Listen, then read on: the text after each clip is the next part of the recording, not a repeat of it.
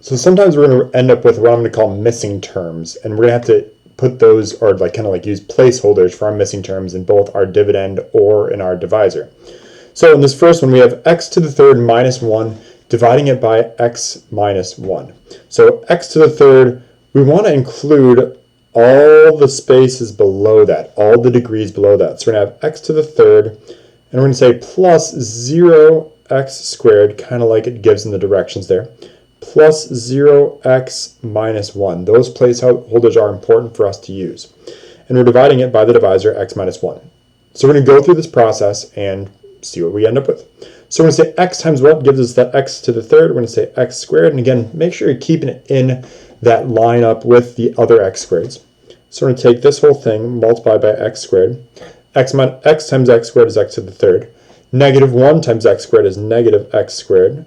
And again, just like we did previously, we'll subtract. So x to the third minus x to the third is 0. 0x squared minus negative x squared gives us positive x squared. And we're going to bring down this 0x. Now we're going to repeat the process. X times what gives us that x squared now? And that's going to be a plus x. So we're going to multiply this whole thing times x. So x times x gives us x squared. Negative 1 times x gives us negative 1x, or just negative x. And again, we'll subtract. X squared minus x squared is 0. 0x minus negative x gives us a positive x. And we'll bring down this 1. So now we have to ask ourselves, x times what gives us that last x? And that's just plus 1. So we'll multiply that whole thing by, sorry, not plus 1, multiply by 1. We end up with x minus 1. And we subtract. X minus x is 0. Negative 1 minus negative 1 is also 0. So there's no remainder. So our final answer, after we with our factored out, we factored out x minus 1. And we're left with that other group, x squared plus x plus 1. When you're done with that type of, when we're done with the division part, always double check to see if there's anything you can factor. So like if you could factor out x squared plus x plus 1, go ahead and do it. In this case, we can. So letter B, we've got x to the fourth plus 5x to the third plus 5x squared minus 5x minus 6, dividing it by x squared minus 1. Now that's a lot going on there. We're going to make it work. And it's going to take a little bit of time, but we can do it. So we got x to the fourth plus 5x to the third plus 5x squared minus 5x minus 6. That part's not missing any terms. We're missing a term here. We're missing the term for the x. So we're going to list it as x squared plus 0x minus 1. We're going to go through this process, use those pieces to fill in what we need, and we're going to make it work. So we ask ourselves, x times what gives us x to the fourth, and that's x squared. So let's put it above the other x squared term. So this whole thing times x squared. So x squared times x squared gives us x to the fourth. 0x times x squared gives us 0x to the third. Again, just kind of a placeholder. Negative 1 times x squared gives us negative x squared.